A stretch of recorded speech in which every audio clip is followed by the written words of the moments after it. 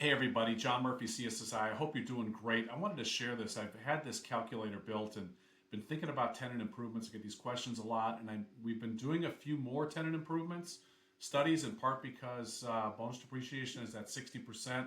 So some of the more savvy building owners and some of the CPAs that are starting to become aware of this are having us do studies. But I will tell you, probably 97, 98% of the renovations, the capital improvements, the tenant improvements over $200,000 in the country are not being studied and should be studied. And I'm going to show you here today why they should be studied, because you are leaving tax money, you are leaving money on the table, could be in your bank account instead of at the IRS.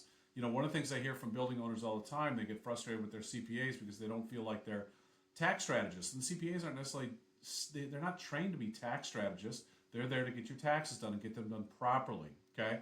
So here's something for you to take a look at. You are going to want to consult with your own tax advisor on this. Don't take tax advice from me. Okay, we're the cost segregation folks. I had this financial calculator made because I wanted to be able to show you explicitly how it is you can capture these dollars on tenant improvements by doing cost segregation instead of just taking bonus depreciation. Here's the thing: if it's a tenant improvement and if it's not there's no exterior improvements, strictly inside the building, a commercial building, and it is no escalators, no elevators, etc. Right? Most CPAs and tax advisors are just going to say, hey, that's qualified improvement property, that's QIP, that gets 15-year class life. We're just going to mark that down on the depreciation schedule as 60%. So if it's 400 grand, we're just going to take $240,000. Easy. They just type it in, pencil it in, it's done. They don't have to worry about contacting an engineering company and do cost segregation and all this other stuff and burden the building owner with an additional expense. They just think, hey, this is awesome, right? We could take 60%. That's good enough, right? Is it? I don't know. I think that if building owners knew that they're leaving money on the table, okay, they would not be happy about it. I don't care if it's 5 grand or 10 grand or 15 grand. I talk to building owners all the time. They do not want to pay any more money in income taxes than they absolutely have to. In fact, I would say probably most Americans feel that way. So why isn't the tax committee and the CPAs taking advantage of this? Because they don't know about it, okay? They just don't know about it. We have some advantage because we're on the inside. As we're doing these tenant improvement studies, I get a chance to see, hey, this one did 25%, was kind of low. This one was 27, this was 30, 35, 40, 45, 48%, 5-year class life property.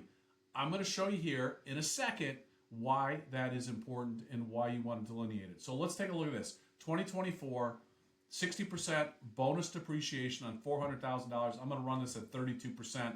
I know most of the people in the industry that I'm in like to run it at 37%. They assume everybody makes a gajillion dollars a year. That just is not the case. So we'll run this at about the midpoint of 32. And we're going to say the 5-year class life comes in at 35%. Now, for some of you who think, well, that's really high. I do cost segregation studies and I never see a number 35% for 5-year class life. Yeah, if you're studying apartment buildings, commercial buildings, storage buildings, hotels, stuff like that, you're not going to see 35% because you're studying the whole building. But if you're looking at an interior renovation, I'm telling you, you're going to see 30, 35, 40, 40%. Depends on what it is, okay?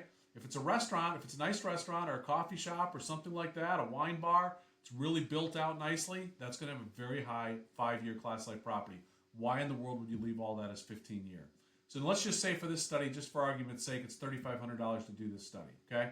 So let's come in here. On the right side here in this green column here, as you can see, I'm just highlighting here, $10,000. So in year 5, if you do the cost segregation, you will have saved cumulatively $10,000 on your income taxes. If you don't do cost segregation, all this money here that you see, $4,007, $10,000 cumulative dollars, tax dollars, that's now all with the IRS. Hopefully you're really happy about that. Could have been in your bank account, but it wasn't in your bank account because you didn't know about cost segregation. You didn't think to have cost segregation done, and your tax advisors didn't think to have cost segregation done.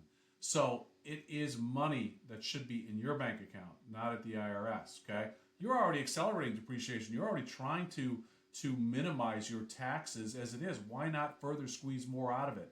Doesn't cost much to do that. And by the way, that $10,000 in tax savings, that's net after paying the $3,500 for the study.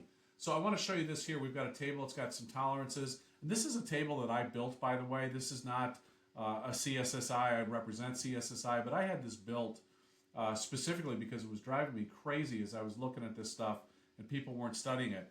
But here you can see in the event it became 50% was 5-year class I property. That's $15,000 in tax savings that the owner's going to get cumulatively by year 5 if he does a cost segregation study. Okay, so you can see the different tolerance levels. If it's 20% for some reason, if it's really low, it's only 40. It's $5,000. It's still $5,000 net after paying for the cost segregation study. It's still a benefit to the owner, and the tax professional is going to like it because they're going to have all this information, all the delineation of all the systems and all the components. It's fantastic, super helpful when you go to replace things or you end up selling and you might want to put diminished value on something.